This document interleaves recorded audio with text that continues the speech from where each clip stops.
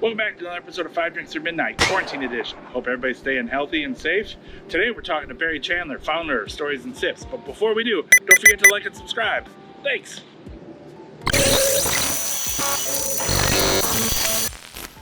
All right. Well, are you thirsty? I'm thirsty. Let's get some drinking done.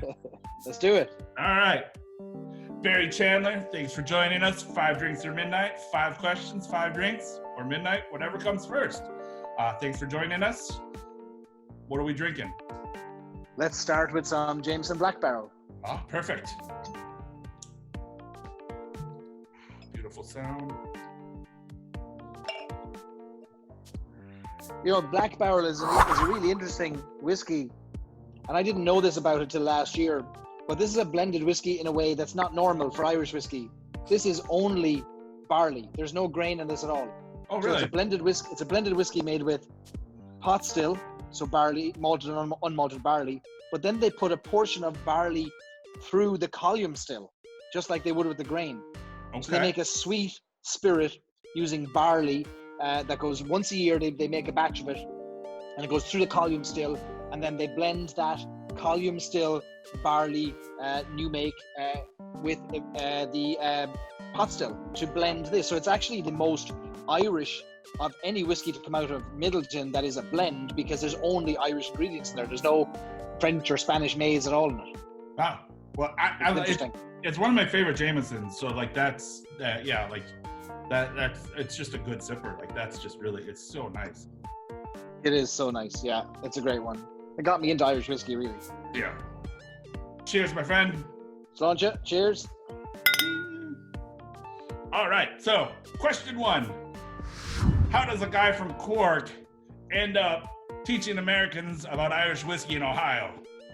I heard they were thirsty, so I came over.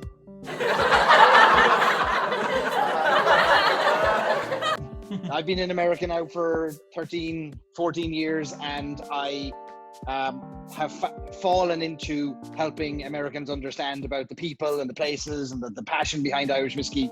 So I've been doing that for a few years, but I didn't come to America to teach people about Irish whiskey. It's just something that evolved over time as people discovered there was an accent. You can get away with murder when you have an accent. So I've been here a while now. What brought you from Cork to Ohio? Like why Ohio?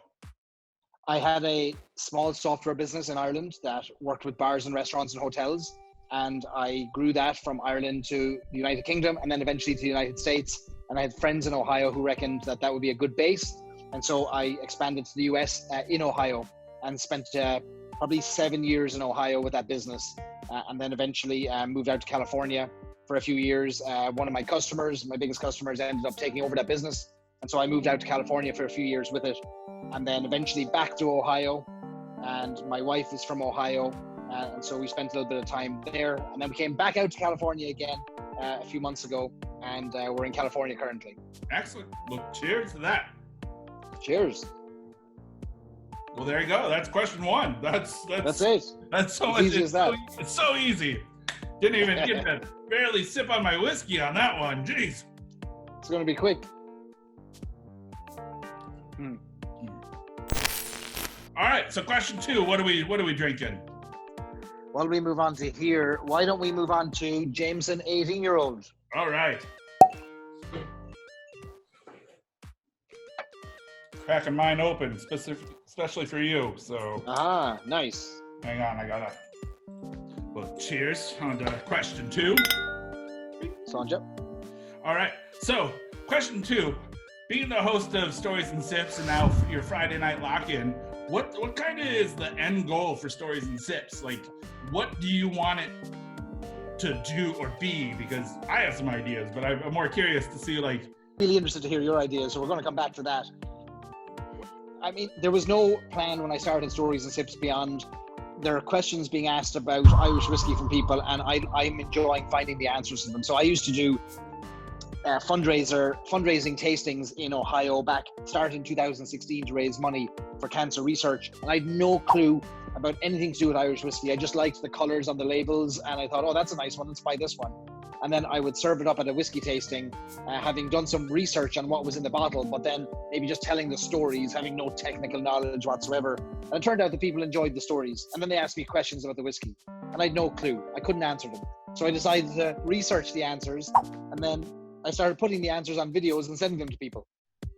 Then I put them into a YouTube channel, and before I knew it, I was getting excited about the stories, the places, the people, going down rabbit holes of Irish whiskey.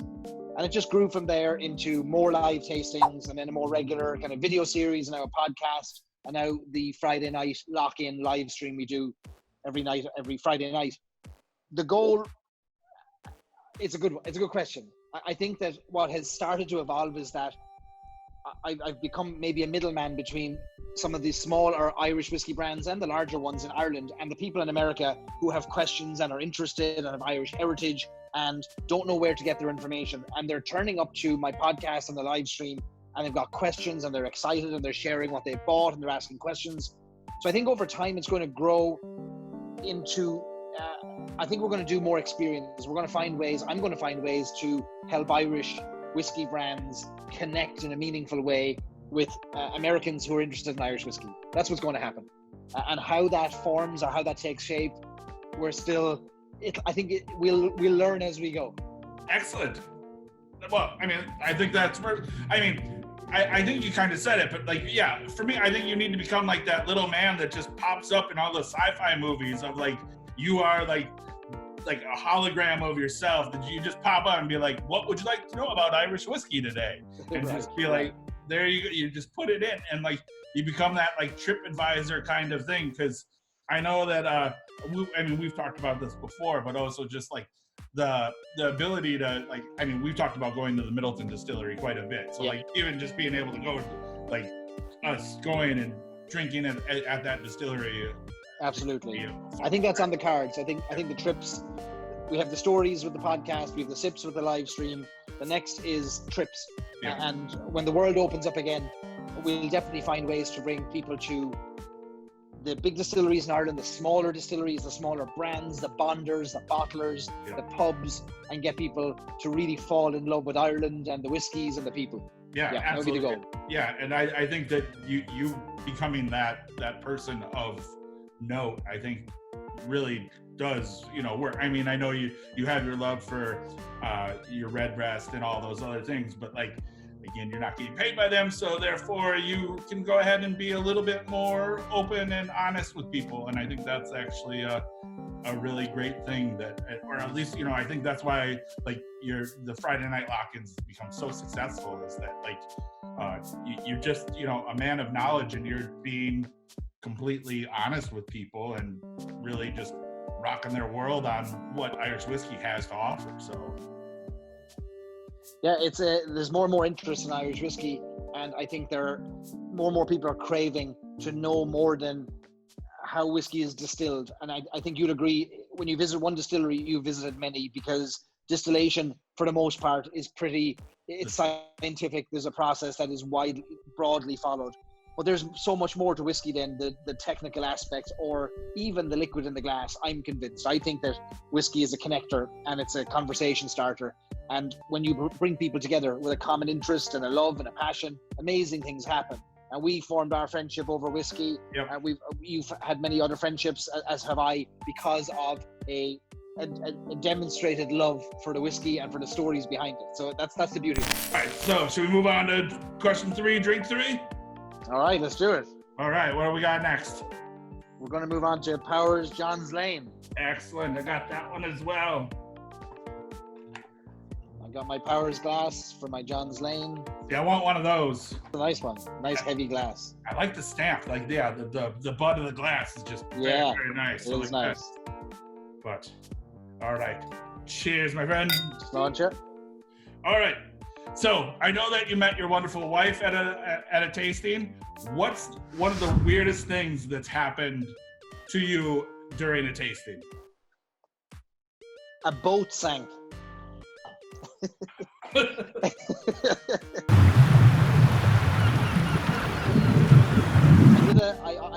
I donated a whiskey tasting to a charity auction, to a silent auction, and a group of guys won. They bid enough on this tasting. So they called me up and they said, hey, we won the tasting, we bid enough on it, and we'd like to schedule it with you. And I asked them where they live, and they said they lived in Buckeye Lake, which is this lake in Ohio, not far from Columbus. And they said, we'd like to do it at our house. Would you mind traveling? It's about 45 minutes from the city. I said, that's fine, no problem at all. So I packed up the car and I drove 6 whiskeys, all the glassware, enough for, I think, 10 guys, so about 60 different glasses.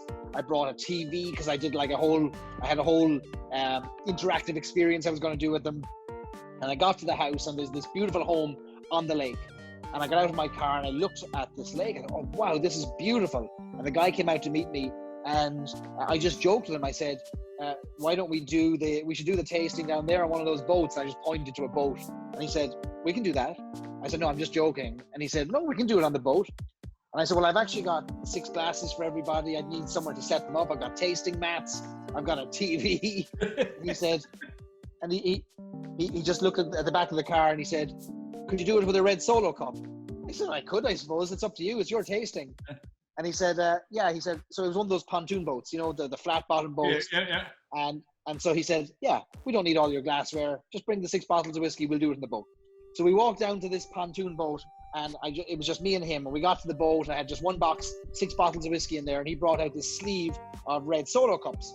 And I thought, well, this is going to be different. And it was a lovely evening. The sun was coming down. It was probably about 6 o'clock in the evening. The sun had about an hour left in it.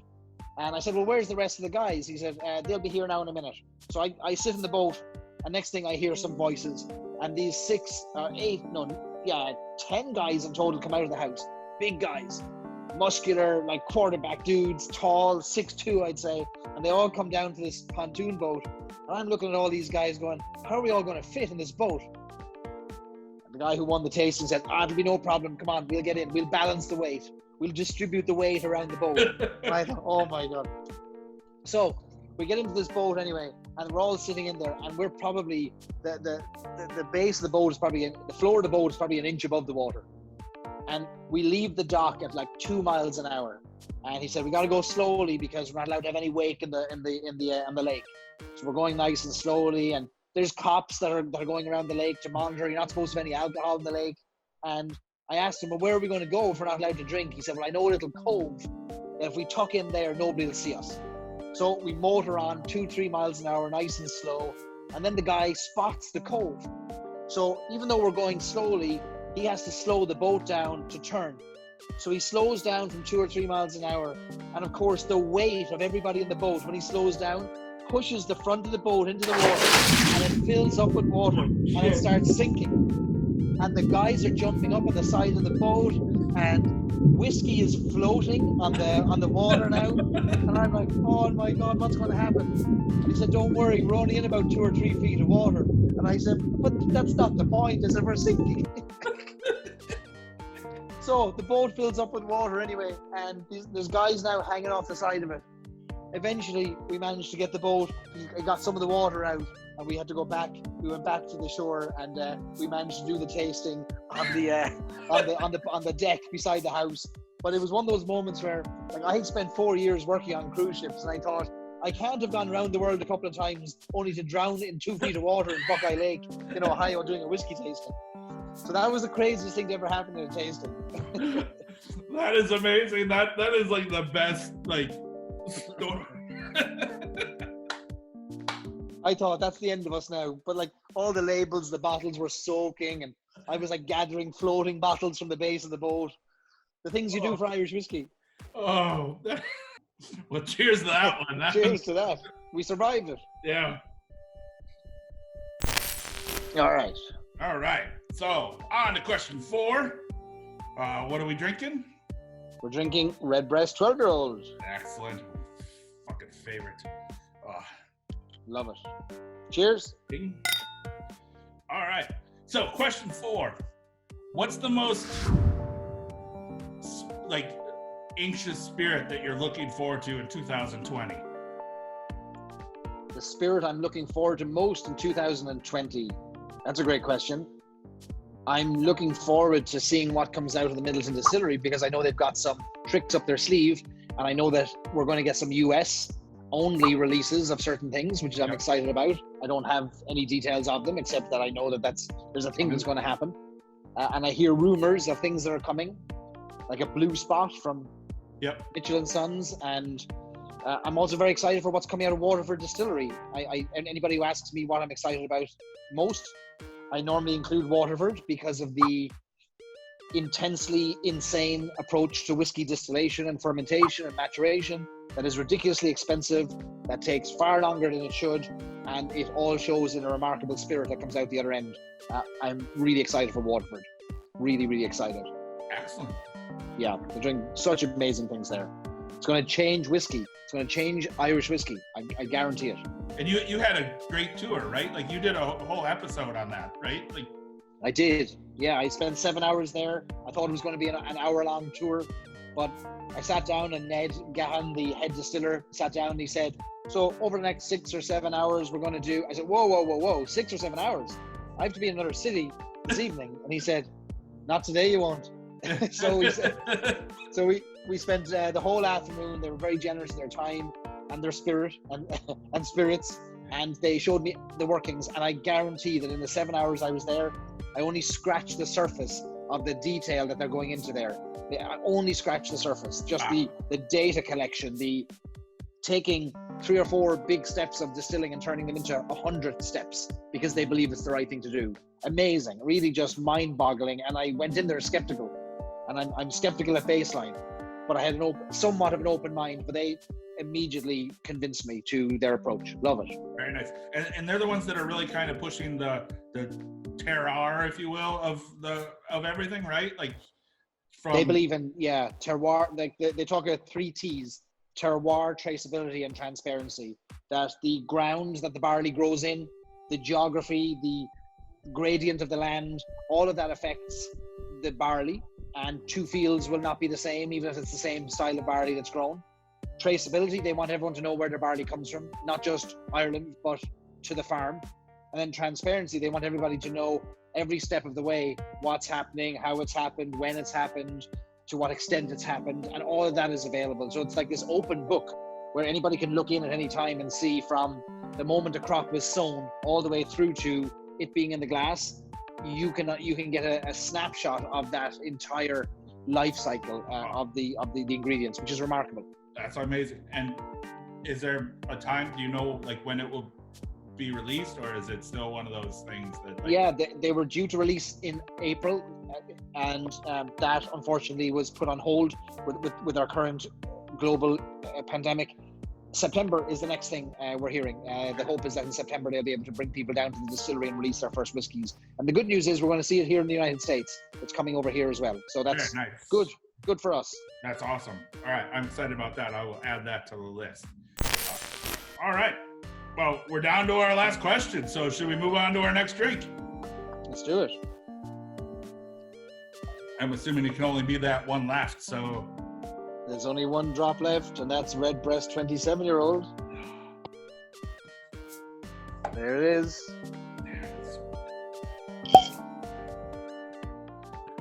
Cheers, my friend. Sláinte.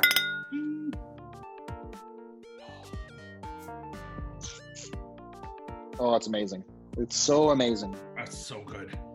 The sweetness, the rounded plum and cherry sweetness of that is incredible. Oh, it's so good. It's just, I love that, like, the tagline that you use, that you were like, I literally laughed when I tasted that, and, did the same, because it literally was like, it's that good. So question 5 is our flip of our Whiskey Wednesday coin. You flip it, you can spin it, you can do whatever you want, but our coin gives us the answer. So okay. All right, question 5. You're known as Irish Whiskey Berry, but is it true in the 90s you were known as Vodka and Cranberry? Only one way to find out. Fuck it's yeah! True. I miss my vodka cran days. Yeah. Those were good days. So that's 5 drinks or midnight. It's not quite midnight, Barry. I just want to say thank you so much for joining us. It's been a pleasure drinking with you. Cheers. Thanks for having me. Sláinte. Cheers.